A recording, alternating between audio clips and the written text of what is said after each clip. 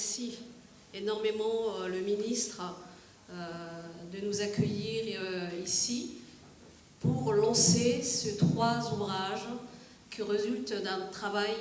moi je dirais, titanesque, hein, parce que vous savez que travailler sur la conservation de l'oral à Djibouti, c'est très difficile, hein, surtout sur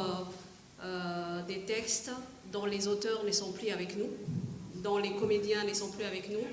Donc c'est pour vous dire que le fibre du chercheur, c'est justement ça, c'est de relever ce défi, de pouvoir restituer des documents, des patrimoines dont tous ceux qui ont vécu avec ne sont plus avec nous. Et donc je tiens d'ores et déjà à remercier Fatouma Mahamoud et à dire que le ministère en charge de la culture, Excellence Dr Nabil, appuie beaucoup tout ce qui est dans le cadre de la conservation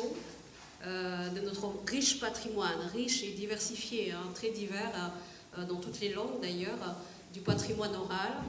justement parce que c'est un héritage qu'il faut transférer aux jeunes générations et aux futures générations. Et depuis que le Salon du Livre est créé, c'est un des programmes prioritaires. Et quand le Salon du Livre 2025 a annoncé déjà la thématique, donc qui est la thématique du théâtre, en littérature, nous avons je dirais deux genres qui sont vraiment fondamentaux, c'est la poésie et le théâtre. D'ailleurs, le théâtre, chez nous, c'est de la poésie,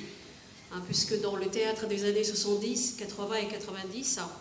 les paroles sont justement poétiques pour aider la mémorisation. Et le plus gros travail de la composition